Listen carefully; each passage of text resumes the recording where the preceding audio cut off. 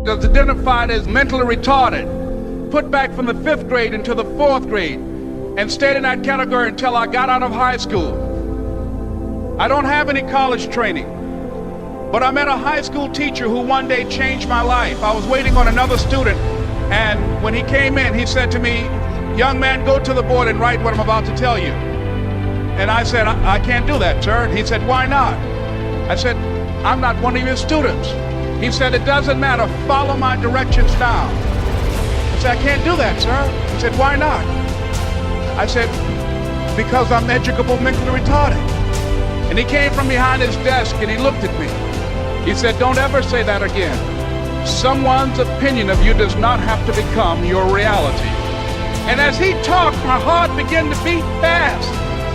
Tears began to run down my eyes, and I was in the back just listening to him, because the speech he was giving, that speech was for me. And he said, "Les Brown," he said, "if you want to do anything worthwhile in life, you've got to be hungry." I told Mr. Washington I wanted to become a disc jockey. And so I started working to develop myself. He said, "I want you to practice every day being a disc jockey." I said, "But I don't have any job now." He said, "It doesn't matter." He said that it's better to be prepared for an opportunity and not have one than to have an opportunity and not be prepared. And as I was working to develop myself, I applied for a job as a disc jockey, WMBM on Miami Beach. Went to a guy named Milton Butterball. I said, "How you doing, Mr. Butterball? I'd like to get a job as a disc jockey." He looked at me, he said, "You have any broadcast background?" I said, "No, sir, I don't." "You have any journalism background?" I said, "No, sir, I don't." He said, "We don't have any jobs available." I said, "Yes, sir." I went back to Mr. Washington and I told him. He said, "Don't take it personally." He said, "Most people are so negative, they will have to say no 7 times before they say yes." He said, "Go back again." So I went back again. I said, "How you doing, Mr. Butterball? My name is Les Brown." He said, "I know what your name is. What do you want?" I said, "I'd like to know whether or not you have any jobs as a disc jockey, sir." He said, "Didn't I just tell you yesterday we didn't have any jobs?" I said, "Yes, sir, but I know whether or not somebody got laid off or somebody was fired, sir." He said, "No one was laid off or fired. Now get on out of here." I came back the next day like I was seeing him for the first time. I said, "Hello, Mr. Butterball, how are you?" He looked at me with rage. He said, "Go get me some coffee." I said, "Yes, sir." And I went to get him some coffee. After a while, I would give them lunch and dinner, and I would go in the control rooms and take the disc jockeys their food, and I would not leave until they would ask me to leave. One Saturday afternoon, while I was at the radio station, a guy named Rock was drinking while he was on the air. I was the only one there, looking at him through the control room windows, walking back and forth, young, ready, and hungry. Pretty soon the phone rang, and it was the general manager. And I answered the phone. I said, "Hello?" He said, "Les, this is Mr. Klein." I said, "I know." He said, "Rock can't finish his program." I said, "I know." He said, "Would you call one of the other DJs in?" I said, "Yes, sir." I hung the phone up. I said, "Now he must think I'm crazy." I called my mom and my girlfriend Cassandra. I said, "Y'all turn up the radio and come out on the front porch. I'm about to come on the air."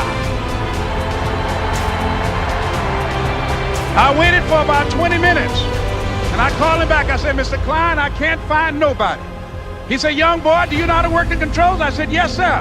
He said, "Go in there and don't say nothing here." I said, "Yes, sir." I couldn't wait to get behind those controls. I put on an old Stevie Wonder record called Fingertips. I sat down behind that turntable. I said, "Look out, this is me, LB Triple P, Les Brown, your platter playing papa. There were none before me, and there will be none after me. Therefore, that makes me the one and only. Young and single and love to mingle, certified, bona fide, indubitably qualified to bring you satisfaction, a whole lot of action. Look out, baby, I'm your love man." I was hungry. I was hungry. You gotta be hungry.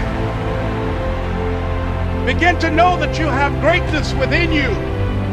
And if just one of you here begin to envision yourselves as being blessed and highly favored to reach your goals, if just one of you capture the essence of what that means, that you have greatness within you and a responsibility to manifest that greatness, that you can make your parents proud, you can make your school proud, you can touch millions of people's lives, and the world will never be the same again because you came this way. It was hard, ladies and gentlemen, coming to speak to people. And I was facing financial difficulties in my own life. I was behind on my bills and my dreams, and I'm saying to them, you can live your dream. It was hard, ladies and gentlemen. It was very difficult to pick myself up each day believing that I could do it. There were times that I doubted myself.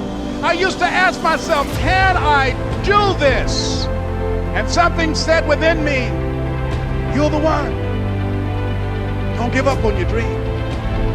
By continuing to push forward, by continuing to run toward my dream, that one day I would have my own talk show. It's a long shot, ladies and gentlemen, from Liberty City, an abandoned building on a floor, never knowing my mother or father. It's a long shot. Being here with you today in this dome in Atlanta, it's a long shot.